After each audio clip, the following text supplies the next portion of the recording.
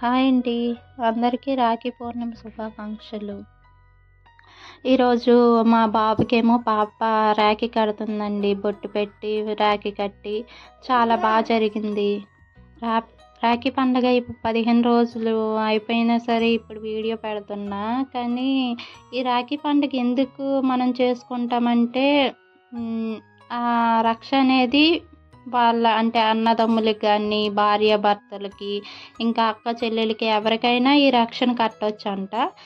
First ఏమో దేవతల రాజు అయిన ఇంద్రుడేమో యుద్ధానికి వెళ్ళినప్పుడు బలిచక్రవర్తి మీద విజయం సాధించడానికి ఇంద్రుడి భార్య అయినటువంటి శచీదేవి ఏమో రాఖీ కట్టిందంట అతనికి ఒక రక్ష. ఆ రక్ష ద్వారా బలిచక్రవర్తిపై అంటే ఇంద్రుడేమో విజయం సాధించారంట. అలాగే మనం కూడా ఎవరికైతే ఈ రాఖీని కడతామో ఆ రాఖీ మనల్ని ఆ సంవత్సరం అంతా కాపాడుతుంది, ఎటువంటి విజయాన్నైనా ఇస్తుంది, అపజయం రాకుండా అనేసి అక్క తమ్ముళ్ళు కూడా ఈ రాఖీని కట్టుకో